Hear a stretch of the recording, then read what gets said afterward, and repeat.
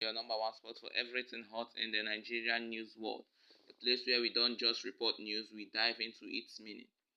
If you are new here, hit that subscribe button, tap the notification bell, and walk with me into this moment.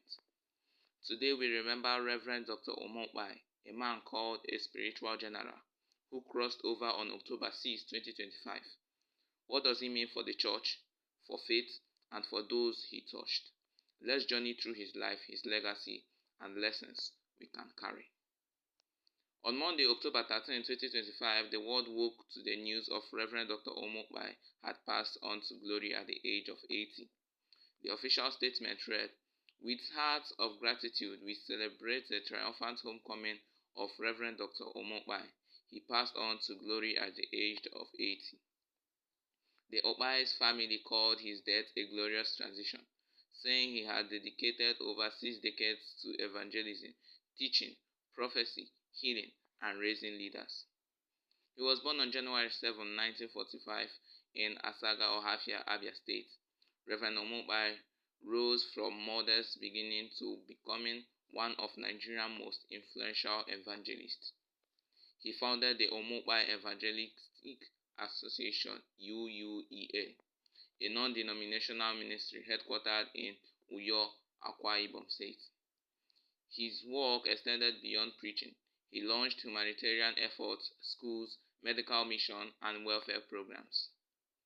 Reverend Ukpai wasn't just a preacher on stage. He was a mentor to many pastors, leaders, and believers who often testify that his teachings reshaped their lives.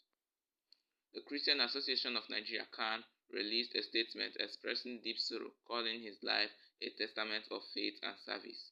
They honored his devotion and called his passing a monumental loss to the church in Nigeria and beyond. Governors and political leaders also reacted. Governor Soludo enclosed him as a spiritual giant, stating that Nigeria and the church cannot fully narrate their story without acknowledging his impact. President Bola Tinubu mourned him as an anointed crusader of faith, reminding the public of his revivalistic roots, his crusade in Ibadan and Lagos in the 80s, and his unifying mission across faiths.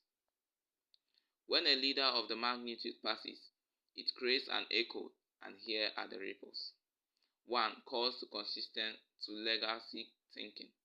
His life reminds us that the fruit of ministry isn't just members, but lives changed, leaders raised, institutions built. 2. Renewed value for sound doctrine. In an age of prosperity, teaching and flash gospel shows Ukpai's discipline, fairy teaching, and integrity stands as a benchmark. 3. Unity and bridge building. He often emphasized crossing denominational lines, speaking peace, building bridges, an area where many ministries struggle today. 4. Endurance and faithfulness. Over 60 years of ministry, faced storms, challenges, criticisms. His life teaches us that perseverance is calling. Also, believers will ask, who leads now? How do the ministry adapt?